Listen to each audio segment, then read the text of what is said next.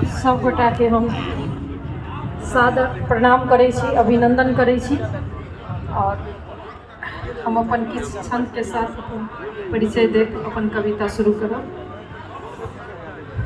टोप टोपी मुरेठा बहुतो मुदा पाग सन कोनो कोनो। टोप टोपी मुरेठा बहुतो मुदा पाग सन कोनो कोनो। माटि तऽ बहुतो मुदा अतिथिक चरणक धूल सन कोनो कोनो। व्यंजन तऽ बहुतो मुदा साग सन कोनो कोनो। व्यंजन तऽ बहुतो मुदा साग सन कोनो कोनो। ठाम तऽ बहुतो मुदा मिथिला धाम सन कोनो कोनो। आ कविता तऽ बहुतो बेर वाचन केलहुँ मुदा आजुक शीतलहरीक राति सन कोनो कोनो। आजुक शीतलहरी राति सन कोनो कोनो। हम सोनी एक बेर फेर पुनः अहाँ सबके प्रणाम करै छी।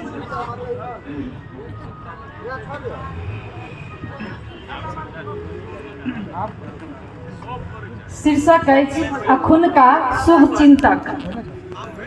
अखुनका शुभचिंतक के सुनू परिचय। अखुनका शुभचिंतक के सुनू परिचय। ध्यान से सुनबै कहै छी सविनय। ध्यान से सुनबै कहै छी सविनय। मुखमंडल पर कुटिल मुस्कान। मुखमंडल पर कुटिल मुस्कान। करैत कूटनीति आ कहै छथि हम छी कोनो आन। करैत कूटनीति आ कहै छथि हम छी कोनो आन। परोक्ष में करता निरर्थक बुराई। परोक्ष में करता निरर्थक बुराई। आ प्रत्यक्ष में करता ढाकिए सुपे बड़ाई। आ प्रत्यक्ष में करता ढाकिए सुपे बड़ाई। जेना पहिल रातिक नवकनिया के सब बर कहै छथि अहाँ कोनो स्वर्ग के अप्सरा से कम लगै छी कहू हम झूठ कहै छी।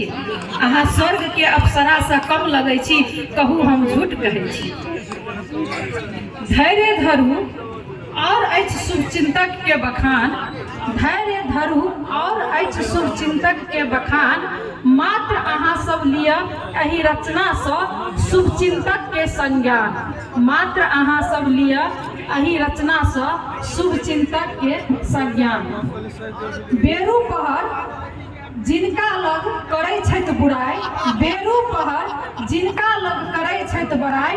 पहिले साँझ ओ सुनबै छथि झट दऽ आबि। पहिले साँझ ओ सुनबै छथि झट दऽ आबि। समय ताबे तक कठिन नहीं अछि जाबे तक कि दोसर के पता नहीं अछि। कोनो समय ताबे तक कठिन नहीं अछि जाबे तक कि दोसर के पता नहीं अछि। सौहार्दपूर्ण सहानुभूति में एहन लपेटता। सौहार्दपूर्ण सहानुभूति में एहन लपेटता। लागत जे एहि सँ बढ़ि कऽ शुभचिंतक कतऽ भेटता। लागत कि एहि सँ बढ़ि कऽ शुभचिंतक कतऽ भेटता। मुदा अहाँ लग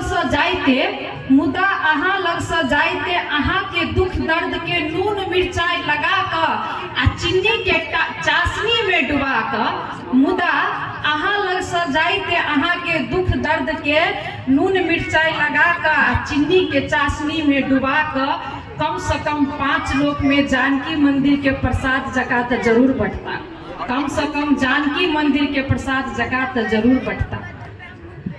आ जो एहन शुभचिंतक सब अछि आसपास तो कहू दुश्मन के कोन अछि काज। तो कहू दुश्मन के कोन अछि काज। कहू दुश्मन के कोन अछि काज। धन्यवाद।